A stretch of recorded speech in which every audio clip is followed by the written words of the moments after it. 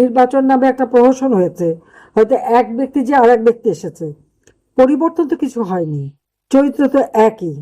আজকে শুনলাম একজন সাবেক সেনা অফিসার মেজর জেনারেল তাকে গ্রেপ্তার করেছে। এরকম একের পর এক তারা গ্রেপ্তার করে যাচ্ছে। তাদের অপরাধটা কি?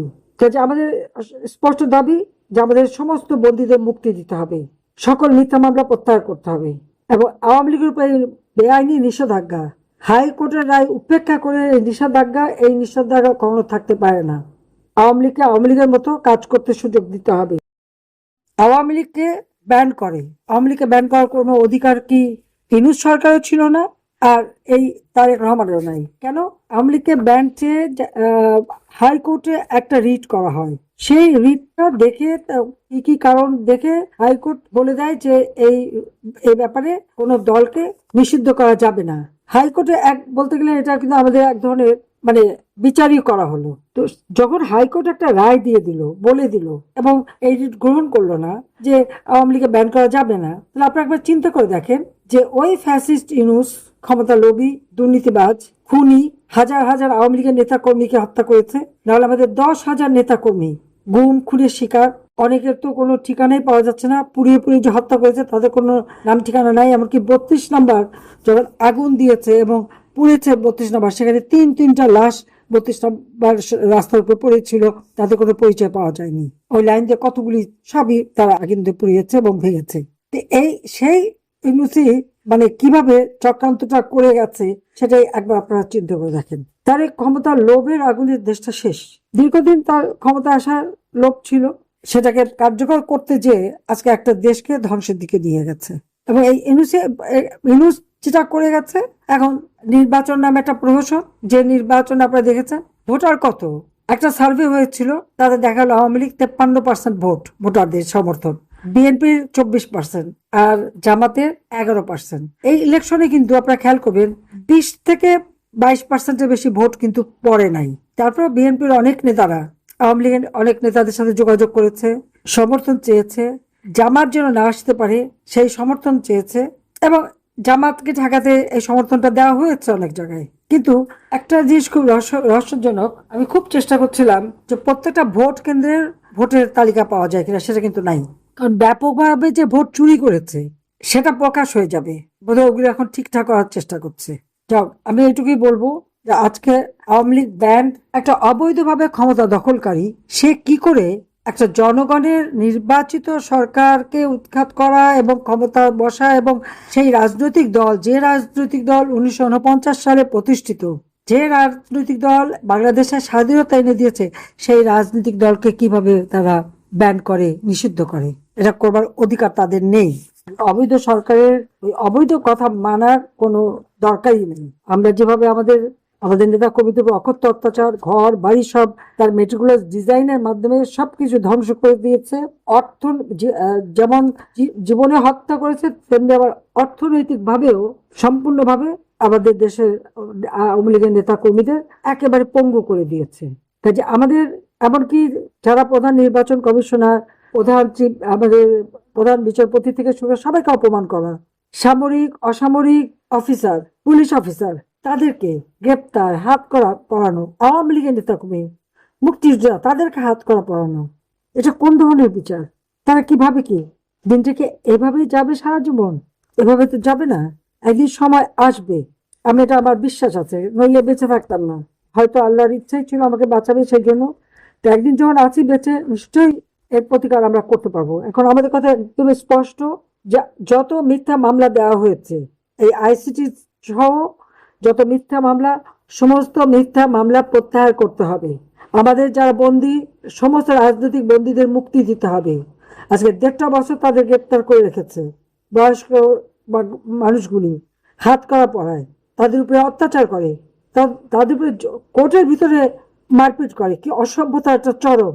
কোনো আইনের শাসন নাই, বিচার নাই, আর কি মব সন্ত্রাস। আইন নিজের হাতে তুলে নিয়ে পিটিয়ে পিটিয়ে মানুষ হত্যা করে, কুপিয়ে কুপিয়ে মানুষ হত্যা করে, বাড়ির মধ্যে ঢুকে যে মেয়েদেরকে রেপ করে। সংখ্যালঘু সম্প্রদায়, আইনজীবী, আওয়ামী লীগের এবং সহযোগী সংগঠনের নেতাকর্মী, সাংবাদিক, কেউ তো তাদের হাতে ছাড়া পাচ্ছে না। সকলের উপরে চরম নির্যাতন চালিয়ে যাচ্ছে, প্রতি পদে পদে মানবাধিকার লঙ্ঘন করে যাচ্ছে। হ্যাঁ, নির্বাচন নামে একটা প্রহসন হয়েছে, হয়তো এক ব্যক্তি যে আর এক ব্যক্তি এসেছে, পরিবর্তন তো কিছু হয়নি, চরিত্র তো একই। আজকে শুনলাম একজন সাবেক সেনা অফিসার মেজর জেনারেল তাকে গ্রেপ্তার করেছে। এরকম একের পর এক তারা গ্রেপ্তার করে যাচ্ছে। তাদের অপরাধটা কি? কাজে আমাদের স্পষ্ট দাবি যে আমাদের সমস্ত বন্দীদের মুক্তি দিতে হবে, সকল মিথ্যা মামলা প্রত্যাহার করতে হবে, এবং আওয়ামী লীগের উপরে বেআইনি নিষেধাজ্ঞা, হাইকোর্টের রায় উপেক্ষা করে এই নিষেধাজ্ঞা কখনো থাকতে পারে না। আওয়ামী লীগকে আওয়ামী লীগের মতো কাজ করতে সুযোগ দিতে হবে। তাছাড়া আজকে প্রত্যেকটা জিনিসের দাম বেড়ে গেছে, চাল, ডাল, তেল, লবণ, মাছ, মাংস, সবজি সব সাধারণ মানুষের ক্রয় ক্ষমতার বাইরে চলে গেছে। কাজে প্রত্যেক জিনিসের দাম কমাতে হবে, সাধারণ মানুষের ক্রয় ক্ষমতার আওতার মধ্যে আনতে হবে। আমি প্রত্যেক ঘরে ঘরে বিদ্যুৎ দিয়েছিলাম, প্রত্যেক ঘরে ঘরে বিদ্যুতের ব্যবস্থা করতে হবে, বারবার লোডশেডিং দেওয়া যাবে না। আজকে গ্যাস পাওয়া যায় না, গ্যাসের সিলিন্ডারের দাম বাড়িয়ে দিয়েছে, তেলের দাম বাড়িয়ে দিয়েছে, সবকিছু দাম কমাতে হবে এবং গ্যাস যাতে পর্যাপ্ত মানুষ পায় তার ব্যবস্থা করতে হবে, সিলিন্ডারের দাম কমাতে হবে। আজকে নারী শিশুদের কোনো নিরাপত্তা নাই, বালিকা নারীদের শিশুদের নিরাপত্তা নাই, অনবরত নারীদের উপর নির্যাতন চলছে। কত মানুষ যে এরকম ভাবে পাশবিক অত্যাচারের শিকার হয়েছে, যে অসভ্যতা এবং নোংরা ভাষা আমরা এদের মুখে শুনি, এই অসভ্য নোংরা ভাষাগুলি কোথা থেকে আসলো সেটাই খুঁজে বের করতে হবে। যে এই সমস্ত নোংরা ভাষা ব্যবহার করা চলবে না, একটা শালীনতা বোধ থাকতে হয়, সেগুলিও নাই। কাজে আমাদের আওয়ামী লীগ যেভাবে আওয়ামী লীগ সংগঠন জনগণের জন্য কাজ করেছে, আওয়ামী লীগ ক্ষমতা থাকতে জনগণের জীবনে নিরাপত্তা ছিল, শান্তি ছিল, দুবেলা খেতে পারতো, সুন্দরভাবে বাঁচতে পারতো। আওয়ামী লীগ আমাদের বিরুদ্ধে কত কথা, এত দুর্নীতি, এত কিছু, কোন দুর্নীতিটা ধরতে পেরেছে? এত নাকি মানি লন্ডারিং করছি, কয়টা টাকা ধরা পড়েছে? ধরা তো তারেক জিয়ারও আছে, ইউনূসেরও আছে, এবং এটা আমরা না, আমেরিকার FBI তো তারেক জিয়ার বিরুদ্ধে সাক্ষী দিয়েছে, এবং তার পাচার করা টাকা, তারেক কোকো খালেদা জিয়ার পাচার করা টাকা আমরা উদ্ধার করেও এনেছি, এখনো তো প্রচুর টাকা অর্থ তাদের। ইউনূসেরও সেই অবস্থা, 6,000 টাকা বেতনের এক কর্মচারীর হাজার হাজার কোটি টাকা কোথা থেকে আসে? 48টা কোম্পানির মালিক, 5,000 কোটি টাকার ফিক্সড ডিপোজিট শুধু বাংলাদেশে, বিশ্বের বিভিন্ন জায়গায় তার সম্পদের পাহাড়। শিক্ষা প্রতিষ্ঠানে শিক্ষকদের ছাত্রছাত্রী দিয়ে অপমান করা, তাদের গায়ে হাত তোলা, এই ধরনের অসভ্যতা বাংলাদেশে চলছে। তো এই যে সম্প্রদায়টা, এই যে একটা জেনারেশন, এদের ভবিষ্যৎটা কি? এদের না আছে কোনো লেহাজতমিজ, না আছে কোনো শালীনতা, কিছু নাই।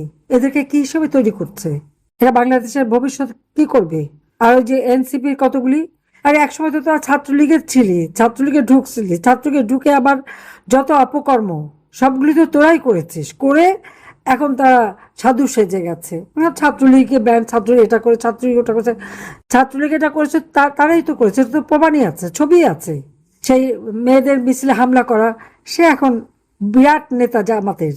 কাজে এরা বদনামগুলি রেখে গেছে আর অপকর্মগুলি করে আমাদেরকে দোষ দিয়ে গেছে। কাজে এই অবস্থা থেকে দেশকে মুক্ত করতে হলে সকলকে ঐক্যবদ্ধ হতে হবে, সোচ্চার হতে কাজ করতে হবে।